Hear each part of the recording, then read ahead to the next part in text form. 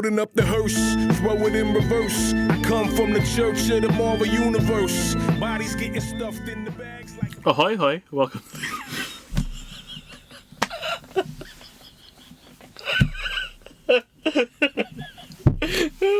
Ahoy, hoy, ahoy! Oh, that's Mr. Burns. Ahoy? Ahoy, hoy. That's how he answered the phone. Oh, really? In Simpsons, yeah. I thought you were going for hey, hey, hey. No, ahoy, hoy. Welcome to Cryptcast. I'm Mike. Hi ho there, I am Kermit the Frog. And I'm Brian. And we are coming to you from inside the Comic Crypt, Eatontown, New Jersey, with a book review. We're doing Absolute Batman, Volume 1, The Zoo. Not the middling Batman, or the kind of near the top Batman, but the absolute. Yeah, there's nothing more Batman than this Batman. The pinnacle of It is Batman. distilled down into an alcohol Pure, that will burn you. unadulterated bat. Yeah. Yeah, by Scott Snyder, Nick Dragotta, and Frank Martin, originally published 2024. Abe Vigoda's doing comics? Yeah, you know. Oh, it's a long time since Barney Miller. Originally published 2024 to 2025. 5 people out there know what Barney Miller is. Hey, look. We all get old. Best bass line to an opening theme song ever. So, we're Delirious? 70s. Delirious? Yeah, whatever. So we're 70 some odd episodes into the podcast, and we're still figuring stuff out. But we still awkward. we still trying to figure out how we want to do stuff. So we're gonna continue to try to be a little more loosey goosey with this one. You think? Sure. Love being fast and loose. Slut. All right. So, what do you think about this overall? Overall, I like the story and the pacing. It does not give me the connectivity in dialogue that really makes characters like humanized and relatable and makes me care for them. I don't really care about anybody in this book. It's a good story, but there's like very few interactions that feel human where I'm like, oh, that guy's awesome. Like Waylon I think has his like couple of pages where it's like, this guy's awesome. Yeah, Waylon's cool. We get that with Batman's dad. His dad feels like a good dad. Yep. Where it's like, oh, I see why it would really mess this kid up to lose his dad. Yeah. And Alfred. Because Yeah. Alfred's like our point of view almost, where he's studying Batman. You get to know him a little better than you do even Batman. Then he's like a little victimized, so he's got a humor to him where he's like, oh my god, like what is this guy doing? This guy's nuts. Like, oh, and I'm just kind of here watching it, you know. Like, I think it's interesting. Alfred has contacts, right? Alfred is He's like an agent of some kind. Yeah, he's like an agent. He's like a special ops kind of guy, Spy, whatever you want to call him. and he's working for some kind of agency. Yeah, he's which is a shit agency, by the way. Yeah, they suck. He is responding back to them. Their Black Mask is our main villain. He has a gang called the Party Animals. They are depicted as particularly ruthless and like enjoying the cruelty of what they're doing. Also, they dress in ape-like skull masks. Yeah, they have ape skull masks and like party attire. Yeah, bad prom. Yeah, formal dress. Formal, yeah. Yeah, yeah, because like when they show up, like they basically looks like The Great Gatsby had a ball and they all showed up. Yeah, it's like a one-for-one. Yeah. The thing for me is like every time Alfred is in the vicinity of the Party Animals, he's instructed to observe. Yeah, and don't do anything. Not interfere, just watch. And from the word go, the agency has told him there is an outside player, which is Batman. And it says that the outside player should not be allowed to affect your intel collection. Yeah, if you see him interfering, take him out. Yeah, you can interfere with him, but not with them, which is kind of like, huh? Yeah, I have it written down as the short version is watch the bad guys kill the good guy. Yeah.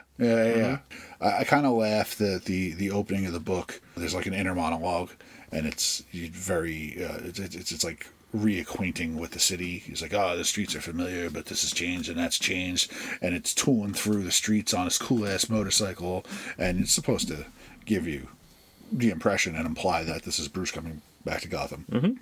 And then he gets off the motorcycle and he goes into a tea shop, and it's Alfred, and you're just like, okay. But Alfred looks like Ra's al Ghul. Yeah, but Alfred looks like Ra's al Ghul. He's got the long, pointy, black and white goatee. He's a weathered kind of guy, but so as different as he is, there's still some like familiar aspects of, yes, this hideout is located next to a tea shop because this tea shop is the only place to get the tea and it's okay. So to make a point that he looks like Ra's al Ghul, and Ra's al Ghul, if you read Superman, looks like Vandal Savage.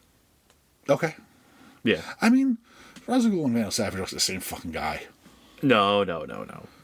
They have different builds. One's a ninja and one's not. Yeah, yes, absolutely. I'm just saying he's built like Vandal Savage, where he's a giant caveman. Yeah, Vandal Savage is a shipwreck house. Yeah. And Ra's al Ghul is a ninja. He's a stealthy, lanky ninja. Yeah, I just want to make the point. Yeah. But they will live forever. I touched a meteor. Sure. I go into dip goo in pool. slime. Yeah. And they even in some stories imply that the slime pools are from the meteor shower. Yeah. So it's the same shit. Yeah, it depends who's writing it. Yeah. So a lot of the stories told from Alfred's point of view. Yeah, it's him observing, watching his inner monologue about like him criticizing and marveling at what Bruce can do, and constantly being surprised. He goes back and forth so often. Something bad will happen right away. He gets his tea, goes to his hideout, talks to his connects, and his connects give him the rundown. This is what you got to go do.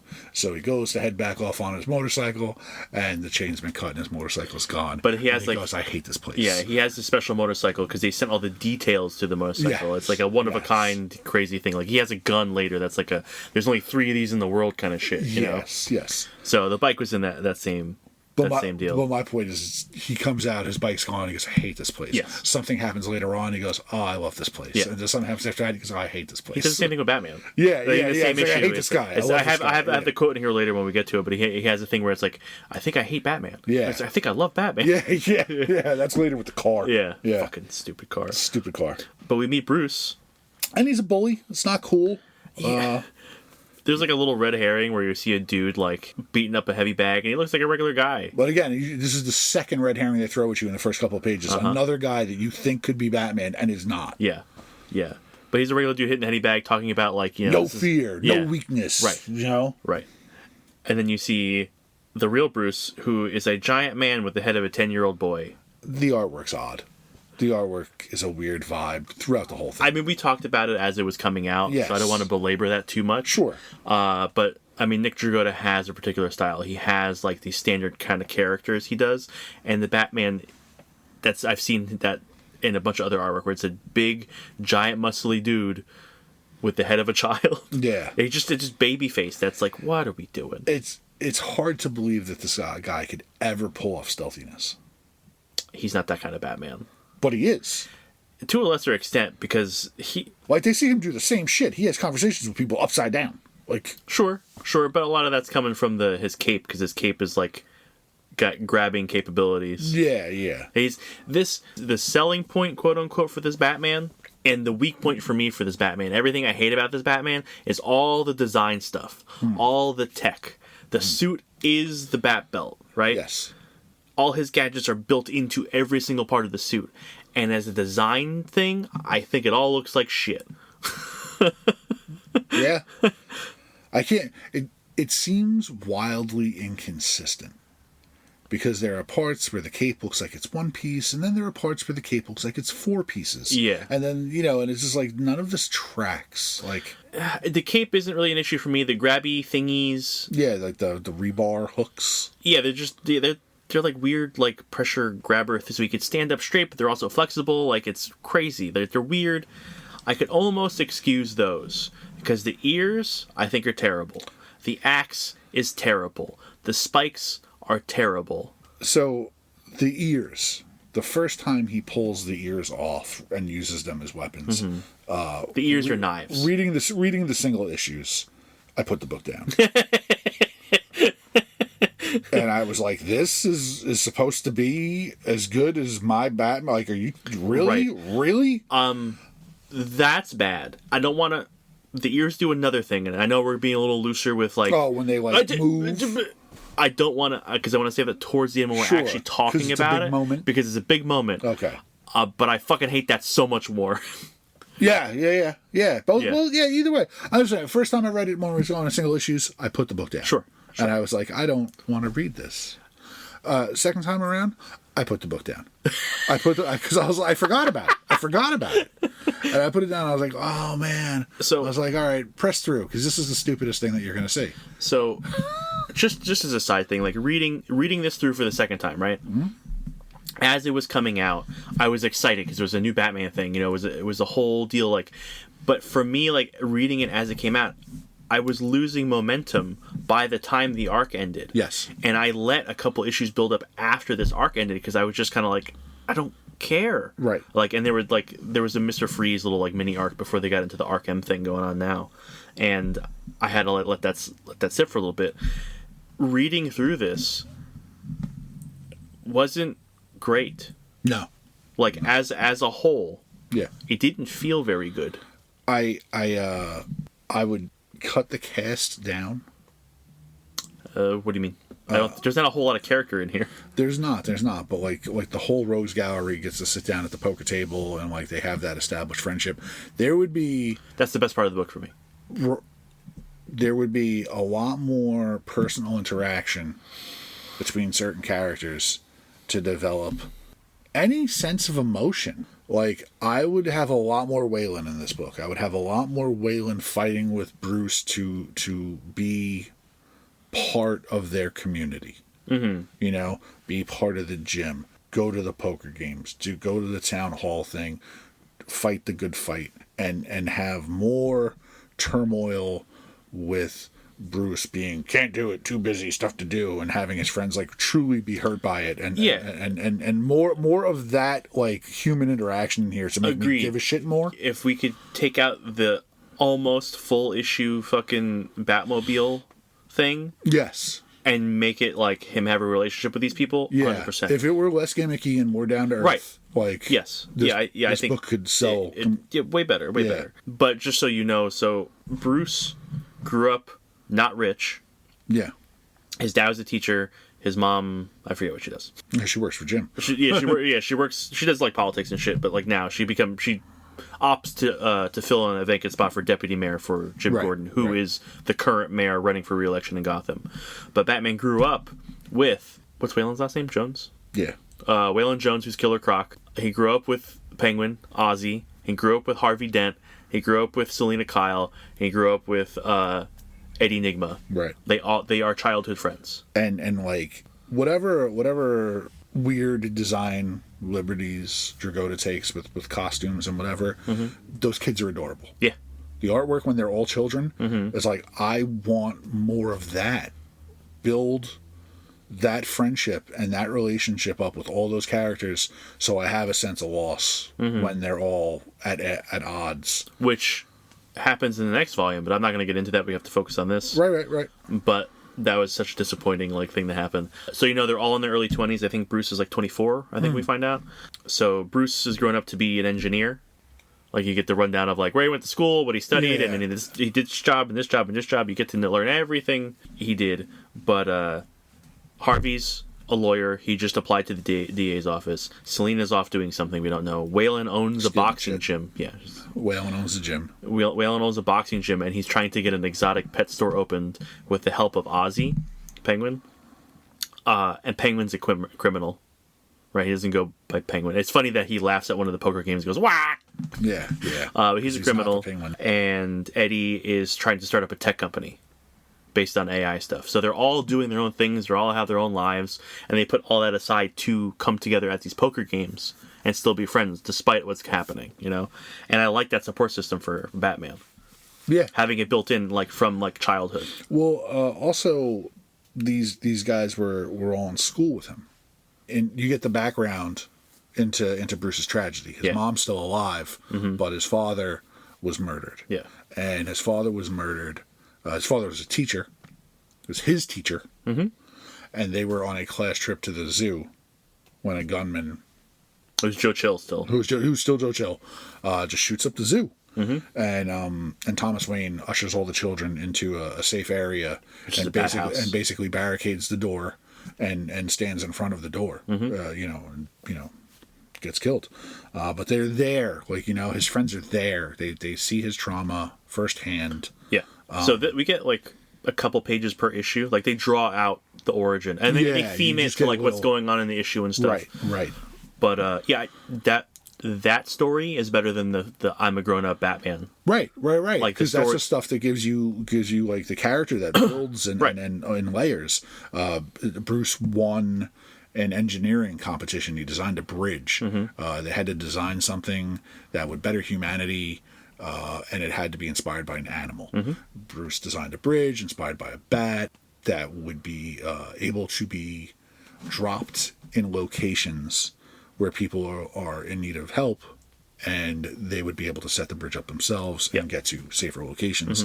And through that, won the trip for his class to go to the zoo. Yeah. So they are at the zoo when his father gets murdered because he won this competition and his class way to go there. Way to up the guilt there, right? You know? Right, because they're there because of him. Just like him forcing his parents to leave the movie to go in the alley, like it's his fault they're there. Right.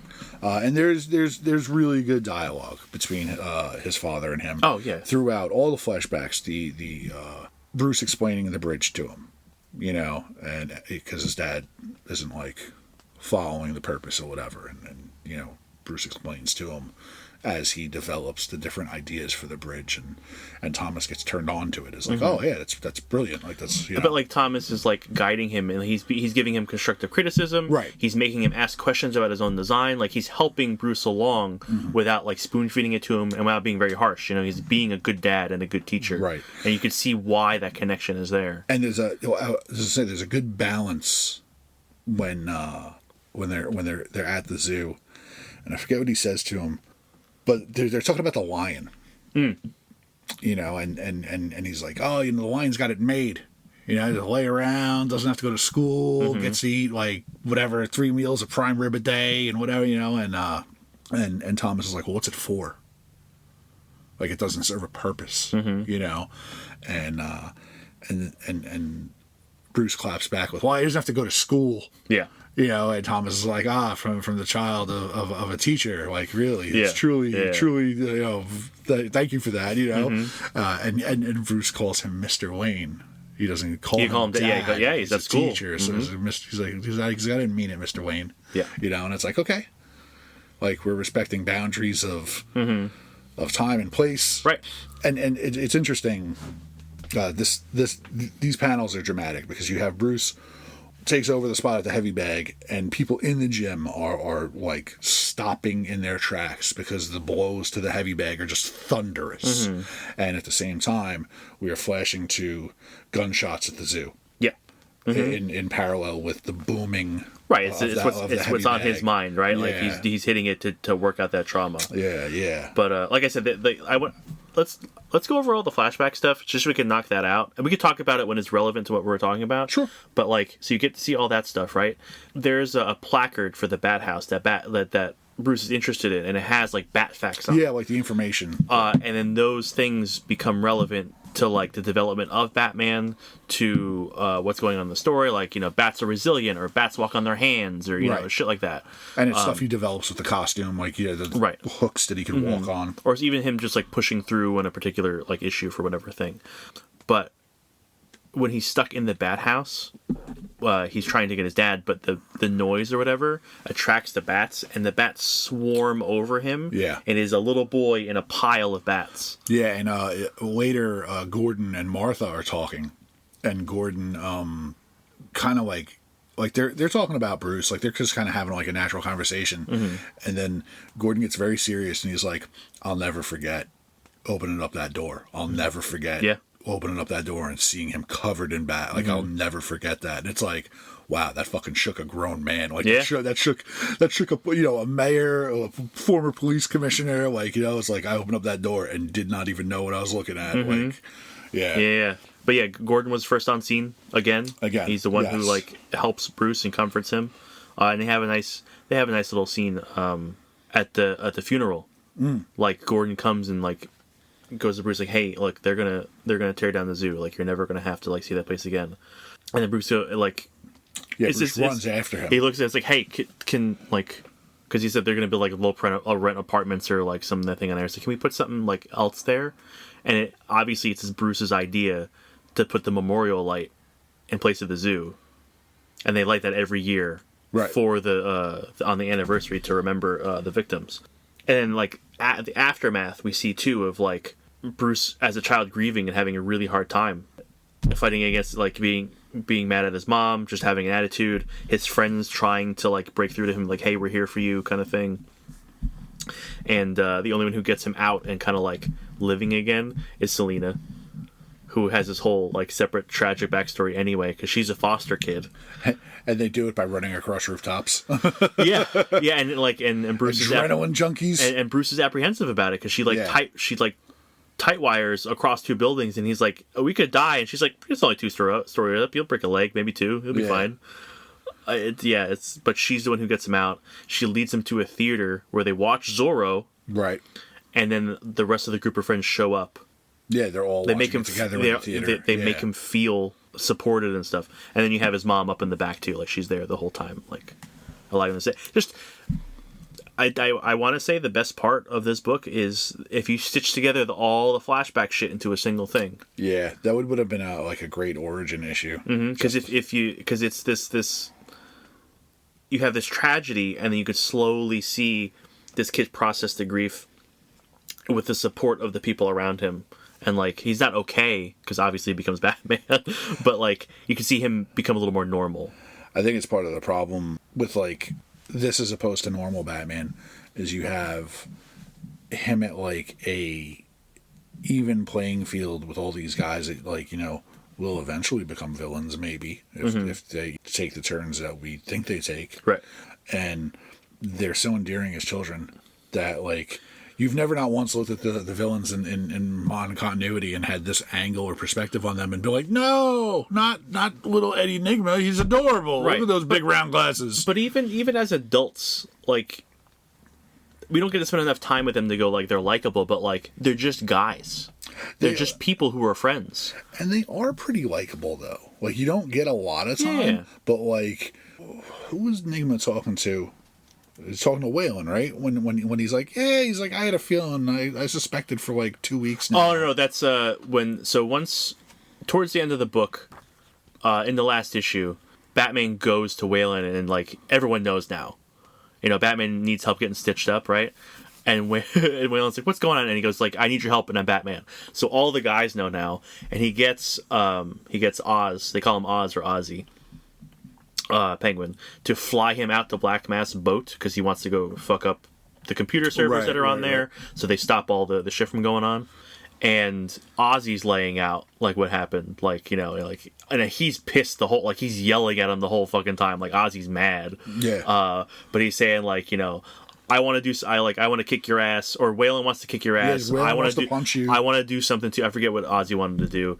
Harvey wants to arrest you, and Eddie said he knew a week ago or some shit like that. Yeah. It's like, you know, basically calling him an asshole. But I enjoyed that too. Is that like we're not dumb, like, you know? Like, and we get to develop that friendship a little more too, a little later, and in the coming issues, like after this, you get more time with them, and it's just nice to have those guys there, and like you said, them coming from this level playing field, and the tragedy of them becoming villains if they get there. And they will get there. It adds more to Batman. Yeah, I think Penguin yelling at him is hysterical. Yeah. Yeah. Let's see. We just hit like a little natural wall here. We lost a little bit of momentum. Well, I mean, we've been riffing. And then there's like the actual story. Like you have to get to the Black Mask part. Sure. So the party animals. Right. So you had mentioned the party animals already. We meet Black Mask pretty early on, and he takes some big steps pretty early on. Really big steps, really. Because if you're familiar with the Bat universe, like he has a sit down with Carmine Falcone and I forget Maroni's first name. Yeah, the head of the Falcone and the Maroni families. And awesome right away. Just you're done. And those are big, long-standing names in the Bat universe. They come in and be like, "Hey, we're big shots. You can't come fuck around in our town." Blah blah blah blah blah. And he's like, "Oh yeah, whatever. See this? This is he collects death masks." Yeah. You know, he's got death masks for George Washington. George Washington was a big one. What was the other one? There was another big one. Was it Aristotle or There was a or bunch. Socrates? Yeah. Yeah. So he's got this stuff, and he pulls out death masks made from the Falcone and Moroni family members. Yeah, it's your brother and cousin. Yeah. And they're like, what? And then they kill him right away. Just kills him off. And Black Mask, his gang is the party animals. And like we already went through a description of what they look like. But he has like an immediate family, which is weird and grotesque. There's Dr. Benjamin, who's like a DJ. Then they all look like Twi'leks. They all got like head tentacles and shit. They're all pink. But yeah, there's a DJ. That's Dr. Benjamin. Who's got the pink tentacles. And I don't know who the girl is or who the kid is. I say there's a woman. She doesn't have head tentacles. She just has hair. one of those big weird bulb helmets. And then there's a little kid that's got head tentacles. And it's very off-putting because it almost gives family vibes, but they don't they're not ever they're engage murderers. each other. They're just more such. murderers. Yeah, and they're murder. Even the child. The child uses like a zip line around the one guy's neck. It's really weird and off-putting. Also, a constant design choice that Dragotta makes that I hate is the orb heads. So Black mask is just a big black orb on top of his head with like a little skull sticking out the bottom, like a little skull jaw. It's got skull, like a skull mouth. Yeah, but like otherwise, it's a big mirrored glass ball. And he never takes it off. Yeah, and it's just very weird. And to have that many people have that aesthetic in one book is just it's a little rough. Yeah, not something I like Dragotta design stuff. But if you don't know, I'm just gonna call him Black Mask, and I'll probably call him Roman a few times. But his name is Roman Sionis. Yeah. And he's working for a larger entity. Like he's being controlled. He works directly for the Joker, who we find out at the end of the book. And Joker is like one of the like richest dudes in the world. Call him the Joker because he never laughs at anything. You can't joke with him. It's a problem. Yeah, it's ironic. Yeah. It's not. Yeah. Yeah. We just hear about him. We hear a rumor of him, and then we see him at the end of the book, which is weirdly awful. Not in like oh my god, look how awful that is. Just like, no, that's a bad choice. What the fuck? He's like sitting in a chair in a room covered in bodies, intravenous babies. I don't know what the fuck's going on with it. He's really into stem cell research. Yeah. Just rub the babies on until they blend in. Yeah. I can't tell what's going on. It's gross. I think it was just going for shock factor more than anything else on that reveal. Yeah, it's weird. I agree. But I saw a more modern design that like the absolute Joker might be like a demon. He's like a monster. Yeah. So he turns into a monster. Yeah. Whatever. He might need some sacrifices. I don't need any of that. Yeah, I don't need any of that either. But so Black Mask is working for Joker, and his whole plan is he's destabilizing Gotham for like political and financial moves. Yeah. Because we find out later that there's these things called arcs, and they're building Arc M in Gotham or out in the Bay, under Gotham, whatever. It's kind of ambiguous. But Batman like tracks down what's happening, and he finds out about Arc M, and that's when Black Mask like confronts him. It's like, oh, look at you, smart little boy, and he offers Batman a deal to kind of stop. He's basically, I'm going to give you $200 million. You can take that and make Batman like a real legitimate thing, and you just lay off for like a week, and we're going to finish up and be out of here. I think it's funny that like he accepts the deal. I mean, as it was coming out, you're like, I hate this, and I was like, he's not going to take it, right? Like, and you know up front that he's not going to just take the money. Like he's doing it as a ruse. Yeah, but you almost kind of think like, oh, is this how he becomes Batman? Because he gets all this money and then uses it to be more like the Batman we know. I mean, but they make fun of that. What's the line in here? When I have to find it. Okay, so Batman takes the $200 million, right? Or he says he does. And then Black Mask asks what he spent the money on, because Batman's like, I spent it already. He's on cars, planes, bat computers. Like, he's making fun of the Batman tropes. Yeah. When in truth, he does a very Batman thing. He makes the bat signal. By piling the money on top of the memorial light. Yep. Which, like, I guess it slowly sets on fire? From the heat of the light? Yeah. Yeah, because I like how the signal slowly burns away. Yeah, so he says, I'll take your money, but fuck you, I'm not actually taking your money. And at the rooftop deal, he starts, like, kicking the shit out of everybody. Yeah. But Black Mask ends up getting away because he orders snipers on other roofs to start killing his own people on the roof because he knows Batman will try to protect them. Yes. And he gets away. Gutter. Well, he doesn't get away. He use it as they're able to beat the absolute fuck out of Batman. So, like, I have mixed feelings about him accepting the offer and taking the money. Why? Well, so Batman does like a Batman thing. Like, he sets the money on fire. Mm-hmm. Right? And you're like, well, like, no, he didn't use it and he didn't really accept it. It was kind of a double cross. And they can't use that money now. Like, they took a significant amount of money from them and burned it. And $200 million for these people? Nothing. Okay, significant amount of money to me, right? But still, like, you know, he burns it so they can't use it, whatever. Mm-hmm. But it gives me Dark Knight vibes, like when Joker burns the money. But that's just a like, one-for-one money burn thing. That's a connection you made in your brain. It is a connection I made in my brain, but it's also a connection that, like, the money's irrelevant to Batman, mm-hmm. and the money was irrelevant to the Joker. Mm-hmm. It was like, this is about other stuff. It's principle. Yeah. And it's just like, oh god, like. Yeah, but if you take that connection away, he used that deal as a pretense to get Black Mask in front of him, right? Because I'm going to put the bad guy in front of me so I can take care of him. Fuck the money, I don't care about that. I want you, right? That was the ploy the whole time. Yeah. He even put a tracker on him. Right. I mean, that was the whole point, is get close enough to put a tracker on him. Right. Because Batman gets, like I said, he gets wrecked on top of that roof because he gets what's he get? He gets stabbed. Hold on, let me find it. I know he gets stabbed. I know he gets axed. I know he gets set on fire. Yeah, he takes a beating. He breaks his. I think Roman breaks his arm, right? Because they net him. They hit him with like net guns. Black Mask breaks his arm. Then he gets stabbed a few times. He gets set on fire, and then the Dr. Benjamin, one of the Black Mask dude with, like I said, with the Twi'lek head, he pulls his axe off his chest, which, by the way, he has an axe on his chest. It's fucking stupid. Yeah, that emblem. And he axes him off of the building. And he ends up just surviving because he gets enough of his fucking cape together to make a little parachute to survive the fall into a car. Off a fucking skyscraper, by the way. And then the cops blow him up with a helicopter. And he runs, and he gets into a parking garage, right? And in that parking garage, he's hiding. Barbara Gordon is a cop. She's like a beat cop. Yeah. And she ends up hitting him with her car. And we have the Gordon Batman moment. But with Barbara instead, yeah. Where she says, freeze! She's got the gun drawn, and he's like, I forget what he says. But he slides down a manhole, and she lets him go. And she doesn't report it in. She's like, nope, I don't see him. Yeah, because she says, stop, damn it, or I'll shoot. And he's like, then do it, go on.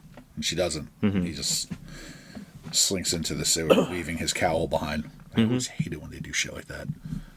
So, we're going to have... I mean, it hasn't really happened that I can remember, like, where she's going to be more of an ally to him. So, if she kind of fulfills the role of Jim in the future, I'm cool with that. Like, having I don't an ally need on her, the police force. Yeah, I don't need her to be Batgirl. Yeah.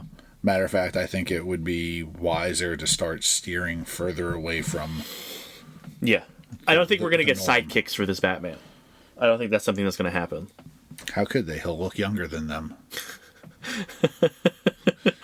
Excuse me, Mr. Grayson, could you take your man-child thing out of here? Oh. So, there's one issue in here, issue 4, that's done by a different artist. I love the feel of the issue done by Gabriel Hernandez.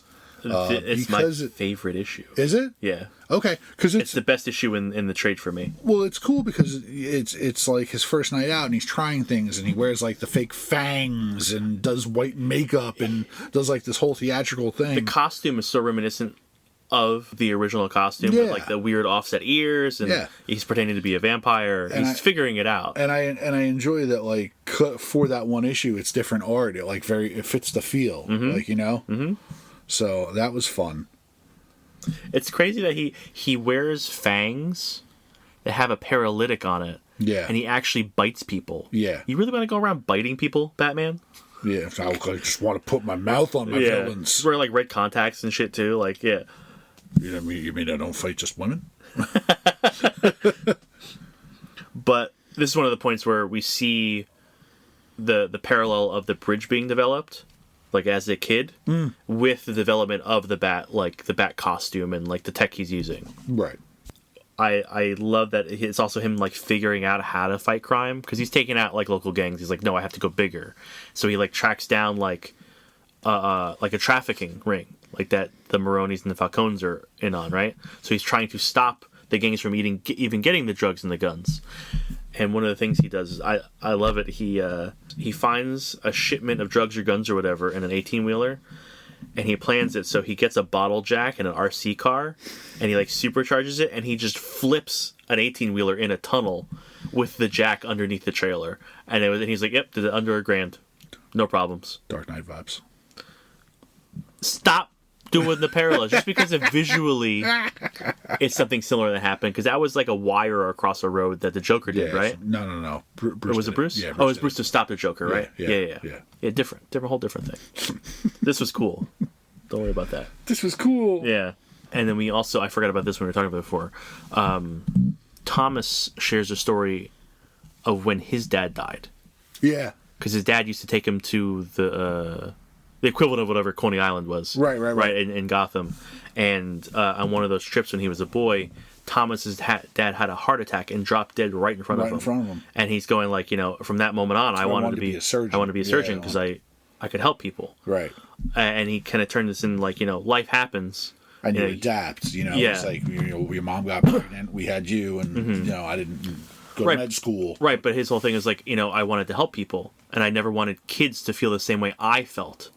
So I became a teacher so I could mentor and help children to kind of like prepare them better for life kind of thing. It was very just like, oh, man. Yeah. Oh, Thomas, you had a heart too. And in it, when he's Bruce talking about the bridge, there's a very kind of hopeful kind of sentiment towards the end where it's the only animal on Earth that flies, Dad. The only one. It's this crazy little creature that shows us we can beat anything holding us down. It has like a very hopeful tone where everything else like within the issue is very bleak. Yeah. Where this whole issue has this kind of like uplifting kind of character, and it does not carry through anywhere else. It is in there alone, and I think that's why it's my favorite one. I mean, it makes sense because it's the issue where he figures out like the final touches to his project. They even like introduce is it Leslie Tompkins in the beginning of the next issue? Yeah, she's a doctor giving him the rabies vaccine because he got all the cut bites. with bats. Yeah, it was the bats. Yeah, it was nice little kind of like, hey, I know you. Yeah, you've got a support system. Yeah. What else do we have to cover? Well, we have to cover the basic crux of Black Mask's plan with the weapons caches throughout the city. Right. Okay. So the party animals are the ones who are the agents of chaos for Black Mask. Like I said before, they're looking to sow chaos in Gotham to kind of tear it down so they can use it for their own purposes, political, money, whatever it is. So when Batman confronts him on the roof, he's actually recording and streaming out everything to the like news outlets and different things. And Black Mask goes, I don't give a shit. Yeah. And that's when they toss him off the roof. And then Black Mask makes an announcement of his own. Yeah, he has like caches of masks. Yeah, hold on, because there's something that Black Mask says too, where it's like, oh, I can get behind that. Yeah, he has masks and weapons at basically depots all over the city for people to go grab masks and basically kind of just join up with the party animals. Like you're basically volunteering, and you put these masks on, and they have like information because certain people are targets and others aren't. So it's like a HUD, it's like a visor, and you can see through it. And it's like playing a video game where it has like crimes have values. So arson is like $10,000, murder $200,000, like shit like that. Like the crimes you do, you get paid more. So every crime you do, it's like playing a fucked up video game in real life. Right, and if you kill like a person for murder, it could be like $10,000. But if you kill like a cop, it's more $20,000. Yeah, like Gordon and Martha, $1 million. they're $1 million each. Yeah, and they end up walking out of wherever they're walking out of, and they happen upon a cache. And they're trying to figure out what it is. And there's people across the street with another one, and people start coming over, and they kind of get into a standoff with some people. Not like a real like gun to gun standoff. It's I'm not going to do this, and neither should you. And they're fucking dumb because they would have got shot immediately. Yeah, it's well, it's the Waynes are are all stand-up good people. Yes. Because, like, Gordon tells Martha to get the hell out of there, and she's like, nope. no. Like, yeah. She's like, you got to go through me if you're going to kill him. Yeah. But, yeah, so the Black Mask's plan is the fact that people are people. They're going to take the money because money's more important than anything else. They will do the violence, and this will all spiral down. What did I say? Yeah, so it's money for violence. I tagged it with, it's like the Purge with the paycheck. Purge with a paycheck? Yeah. So that's happening, and Batman then gets dropped in after he goes to Wayland for help. Yeah, gets dropped at the yacht. At the yacht, yeah. Black Mask's yacht. And he uses his ears again. Your favorite part. So he wrestles with Black Mask, who was shown previously to be like a very good wrestler. Formidable fighter, yeah. He at one point, what did Bullock. They get Bullock to sign up on their side. Mm-hmm. And Black Mask is in the middle of sparring with like an MMA guy. He's sparring with Bibbo Babowski, who was the guy that Whalen won his title fight against. He was like one of the best boxers in the city or something like that. Like Bullock was a fan, right? And Bullock pinpoints him right away. He goes, "Oh, that's yeah." And for all intents and purposes, he's like Mike Tyson but white. You know, big boxer dude. You know, title guy, heavyweight, and Black Mask is this little like wiry thing, and he like clamps on and just breaks both of this dude's arms, and he strangles him to death right in front of Bullock. And Bullock goes, "Is he okay?" He's like, "Yeah, he's fine. Let me help you out." Bullock, who is the commissioner. Yeah, he's not just a normal cop, like a normal, Yeah, and he's not a fat schlub either. He's a big muscly dude like a too. Brick house, yeah. Well, the now that they've got they had him and Jim were Marines together, right? Which makes the betrayal a little hurt a little right? more. Yeah, they're brothers. But so we see that Black Mask is like a good fighter. He's more like a grappler. He'll break your shit. Yeah. But there's a fight between him and Bruce, and during the fight, Black Mask gets a garrote around Batman's neck and is like, he's gonna kill him. And I will say during this fight, Batman's very talkative.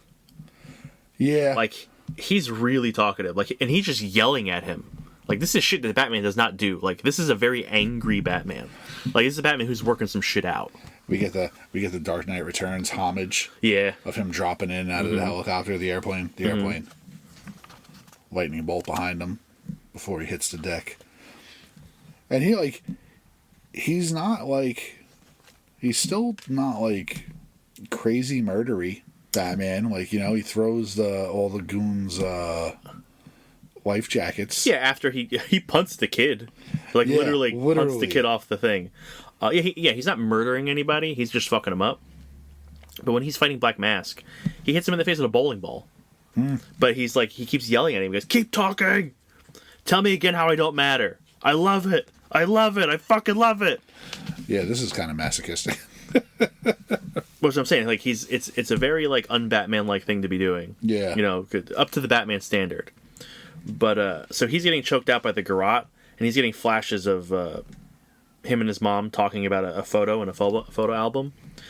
And his ears shunk forward, so they're facing, like, forward across his forehead. They rotate from being, like, ears to bull horns. Yeah. Yeah. And then he headbutts down into Black Mask's face, putting the ears through the mask into his eyes. And he wins the fight. Pretty graphic. Yeah. And that causes all the tech to go down. Well, he throws him overboard, then he blows up the servers with a belt grenade thing. And when that goes down, the masks go off. And Gotham's saved. And all the people who were once morally corrupt are now just like, oh, I guess I don't get money if I kill people, so fuck this. Oh, yeah, the one dude takes it. Does that mean there's no money? And then Martha clocks him in the face, knocks him out. Yeah. And her and Jim walk away together. And then Alfred is kind of having this, like you said, I like Batman, I don't like Batman, I like Gotham, I don't like Gotham. He has this back and forth. But in that moment, he saves Bruce from the water, because Bruce is just like, gonna drown, or whatever. It seems like he's stitching him back up, too. He saves Bruce, and he decides he's going to stay and help Bruce out with whatever he's going to be doing in Gotham. Yeah. So. And there's we took a casual, abridged approach. There's a lot of stuff in there, like a lot of other detail. Alfred has a daughter. Yeah, there's Julia. She has nothing to do with him. She's in Gotham. She wants nothing to do with him. He hasn't been to Gotham in a while, like we said. He come back. It was kind of like reacquainting. He forcibly makes her leave Gotham. Yeah. Because of what's coming with the party animals. He like puts her on a private plane and like gets the fuck out of here. And she's pissed about it too, because she seems like she has a partner, a significant other. Yeah, she has a life. Somebody. Yeah. She has a somebody that she's like, I can't just leave without them. And he's like, yeah, you are. Yep. You know. Yeah. We didn't talk about the big stupid truck. We can talk about that now. Yeah. Because I don't want to. Yeah, it was part of an escape scene. There's no Batmobile. He steals Alfred's motorcycle. He has that for most of it. Mm-hmm. But there is like a construction vehicle sized. Yeah, it's like one of those super like dump vehicles truck. where Yeah, the tires are the size of like other trucks. A small house. Yeah, it's like a 2-story building. Yeah, it's ridiculous. Okay. We find out about this. So this is when he's investigating. He's following a lead in an office and he learns about Arkham. I feel like we're cherry topping a good story with bad. Hey, look, it ends how it ends. That's it. We had a free-form conversation. I know, but a free-form conversation we addressed like the childhood, the nice things, the good, the current setup and the theme, the whole master plan of the Black Mask. And now we're going to talk about this stupid dump truck.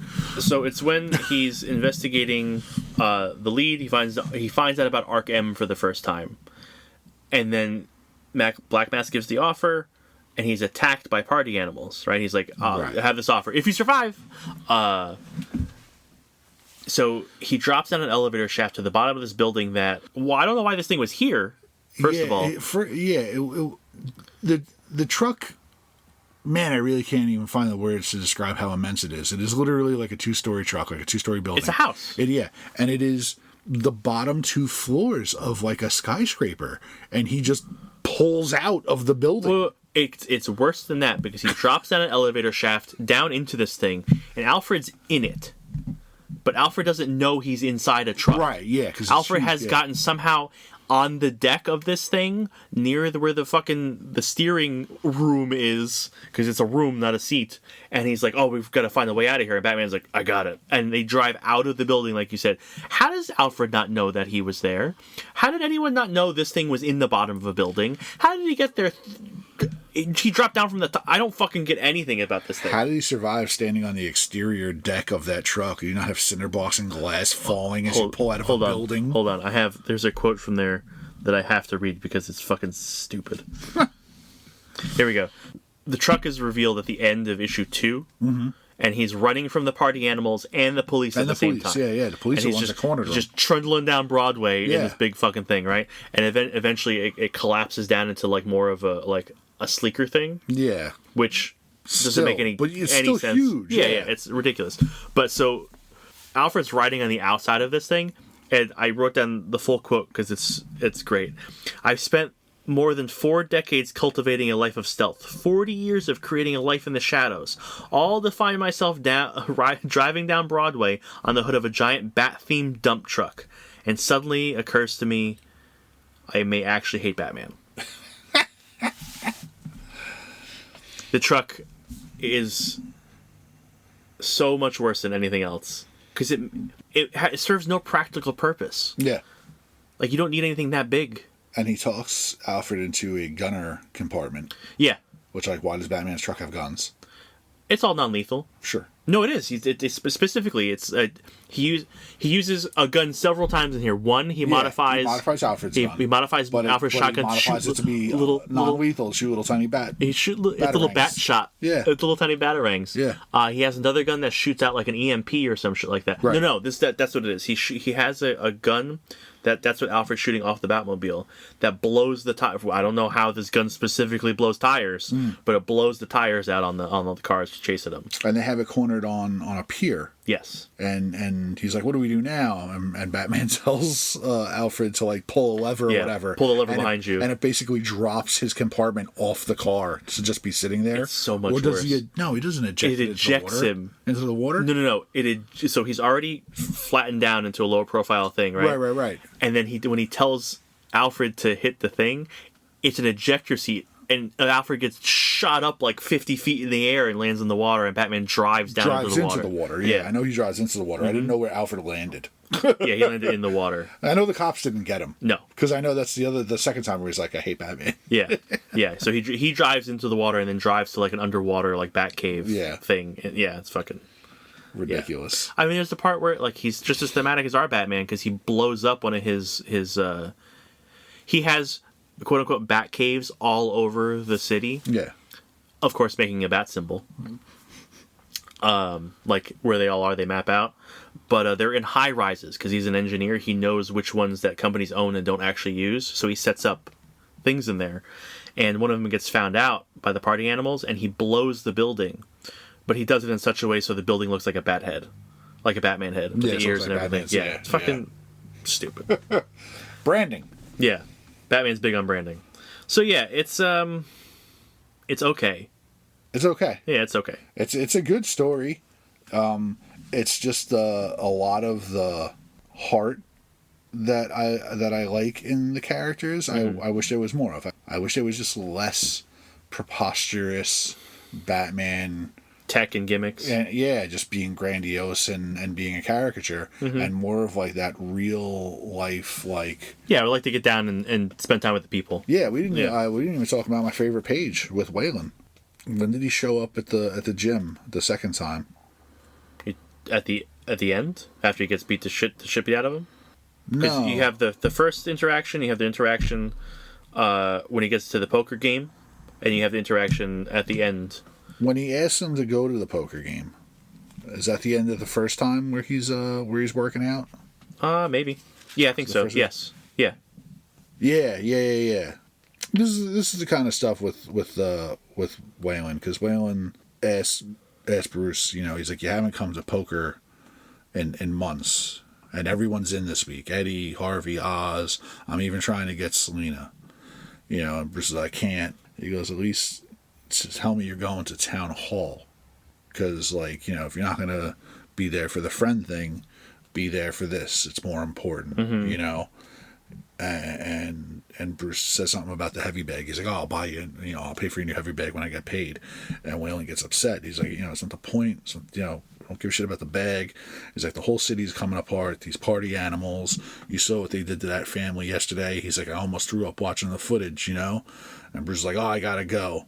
And Waylon's like, what's going on with you? What's going on with you, man? He's like, this is our home, man. Like, someone's got to do something. And you sense the urgency and the concern and the care. That's the kind of the shit that makes me give a shit. Like, I know Waylon's going to be Killer Croc in future issues. Like, I'm already not looking forward to it, because the guy's got that kind of heart, And it's like, with Bruce having the PTSD and being a little standoffish, it's harder to like get behind him. You can get behind him as a hero. It's like, yeah, go punch a big guy in the face. But it's the characters who have the heart. It's the Barbara Gordons and the Martha Waynes and the Waylons that are gonna really sell the story. Yeah. Regular Batman continuity, I am fixated on three characters all the time: Alfred, Jim Gordon, and Leslie Tompkins, because they're Batman's parents. They're the people that guide him and raise him through his adolescence. Gordon's there when his parents get shot in the alley. Alfred's a surrogate dad. Jim's basically the dad of the law, is what keeps you from being yes, you're a vigilante, but you're my law daddy. Yeah, but he is the law daddy. He's the one that in Killing Joke, bring him in by the book. It has to be by the book, or it doesn't mean anything. In Hush, he shoots him and clips one of his ears. That's how good of a shot that Jim Gordon is. Yeah.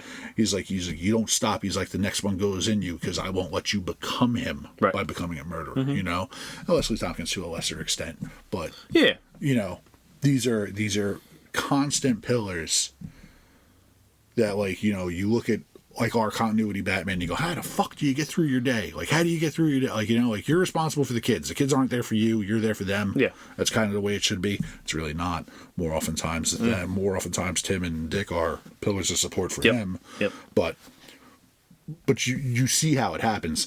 In this, it's you see a character who's really hurting. and really building walls and shutting people out, you know, and you're going to feel more for the other characters that are like trying harder and are more earnestly. Yeah, I feel like people. Yeah, Bruce people. Unfortunately doesn't feel like a person. Like Right. you see the trauma, you feel for young Bruce. Yeah. You don't get a whole lot of connection with adult Bruce. Right. You know, you see the motivations, Yeah. you see why he's doing things. You just don't get the feeling. Last week, single issue was last week. The Absolute 13 or 12 came out, 13, I think. and we got Catwoman. You know, and it was flashbacks of them and stuff, and it was just like, All the good shit's kind of happening in the flashbacks. but that's a lot of it is like, I used to be a person. I used to care about shit. Yeah. I used to, you know, Yeah. and now I just beat the shit out of stuff. Like, yeah, so yeah. Yeah. Like I said, look, it's not terrible. There's lots of room for improvement. Yeah. It's just, I would like to see more improvement.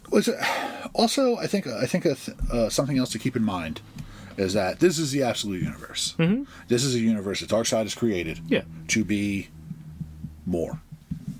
You know? Yeah, it's harder for everything. Right, everything's harder. Yeah. Right? So, no, we're not going to get the Bruce that has the Robins, and he's not going to have a good Sunday with the kids. He's not going to have a good... If in this universe, if Bruce is 24 now, he's dead by 30. That's what I'm saying. You know? It's extra hard. It's extra tough. He's a more callous Batman. I also got to say, like, as smart as he is, and although he doesn't have like the warm emotion, I feel like he'll never be as good as our Batman. I feel like this guy is stunted. I feel like this guy is too damaged. I don't feel like there's no hope for him to be a person ever again. Yes. Yeah, absolutely. Yes. Yeah, he's a more single-minded. Like, I'm going to do this. And I also feel like the regular continuity Bruce has passions. Mm-hmm. Right? Yeah. Like, Lord knows he's capable of romance and love with Catwoman. But in otherwise, like passion, like law and legality and detective work and forensics, and he loves science. He loves applying a method. I don't think this guy does. I think it's a means to an end for this guy. Yeah, we don't. Yeah, I mean, as far as I've read so far, there's none of. He can investigate stuff. He's not doing detective work. Yeah, there are many times where I feel Batman is smug and even enjoys being the smartest guy in the room. Sure. And I don't think this guy.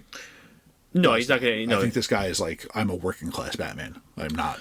But he is a working class Batman. I know. Yeah. I'm just saying. And and he's very smart. He's an engineer. He's very, very smart. Yeah, he did a ton of stuff. But I don't feel like academia is really.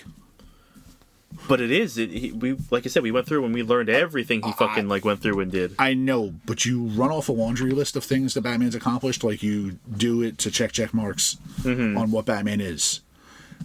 Whereas, like, continuity Batman is often in use of it. Yeah, we see it. Yeah. We see it. Yeah. Sure. You know, that's all I'm saying. Yeah, no, I get you. Is that, like, I feel like this guy's way more broken. And I don't feel like there's any kind of redemption. But I feel like it's because it's the universe, you know? It's supposed to be a harder universe. Yeah, we're not I would say I agree with that. We're not going to paint him in a more comfortable light. No. You know? Like, this is, like I said, this is something that's going to end in tragedy. This is not going to say, he's not going to have the happy ending. Right. Sure. Yeah. I mean, the Absolute Universe overall is really good. For the most part, yeah. You know, but it is a darker... Yeah, it's a universe. Even like Wally West seems to be a really good-natured Wally West, right? He's Wally. He's a good kid, but overall, in the Absolute titles, there is a sense of hopeless abandon.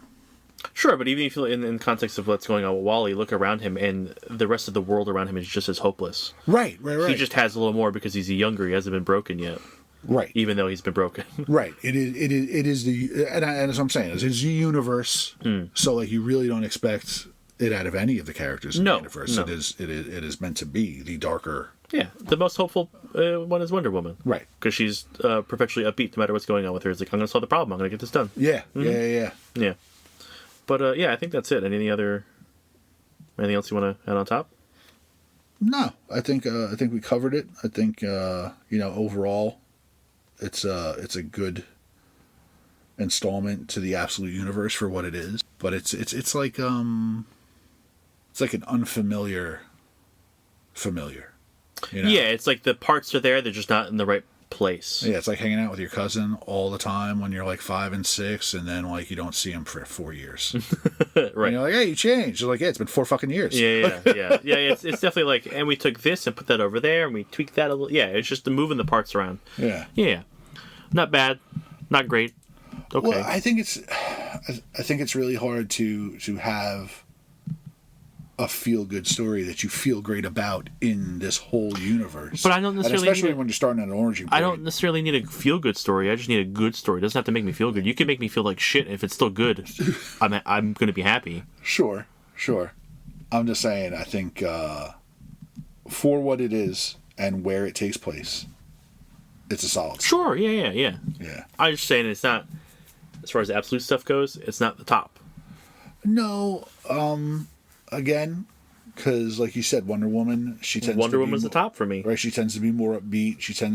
She is despite. She is going to overcome. She is going to rise against no matter what. Again, she's going to have that stiff upper lip. Take the vibes out of it. It's just, I think it's a better story. Sure. Without dealing with any of those feelings or anything. But I think those feelings are part of what makes it a better story. I don't know. Same thing with like Absolute Martian Manhunter, I find is superior. But they're doing over time. That's come down for me a little bit. Okay, like it's more in the middle with Batman now than it was. It started off really strong, and I've pulled it down a little bit. Well, it's abstract and concept with the duality of John Jones and John Jones, and also in the art direction they took. It stands alone as far as the art in any of the Absolute titles. It is a step aside. I won't even say better or apart. No, it's aside. It's just a stylistic choice. It's a stylistic choice. It's a step aside, and I feel like that has a different kind of allure because of that. Because it's a very, very different tone. It's an indie book masquerading as a DC book. Sure. I think Batman and Green Lantern and Superman and Flash are all kind of like on equal playing fields. I'd say maybe Flash is a little step up because while he's younger and he can still be optimistic and he's still kind of like in an adventure phase. Wonder Woman is just perseverance. Is just going to persevere. She's going to rise above. And I think like the Martian Manhunter book is more artistic. Yeah. In both concept and literal artistic interpretation. Sure. So. Yeah. How'd you feel doing the review like this instead? I prefer it like this. Yeah. I hate like. No, I know. I don't want to read a book to someone. Right. I feel the same way. That's why I'm trying to like make it a little easier, and I've been trying to adapt my notes over time to do that. Yeah. I liked it. Like outside of just like possibly missing like details and stuff, and try to adapt my notes to that. Yeah, you're gonna get my opinion. You go read the book. Right. Tell me your opinion. That said, if you're listening to this, very much would like some feedback on this. Specifically, like if you haven't sent us messages, you haven't sent us emails, do it on this one. Do you prefer this style or do you prefer the step-by-step run through of the book? Because this is a little more conversational, it's a little more natural. Whereas the other one, we try to do that, but we're walking through the book. I think it hampers the vibe a little bit. So let us know. I would really like to some feedback on this just to see. And if you don't, we're just going to do what's comfortable for us. So you can send that to thecomiccryptcast@gmail.com along with any other future book reviews you would like to see us do, one way or the other. You can follow the store on Instagram and Facebook. Links for those will be in the show notes. And you got anything else? Go read your books.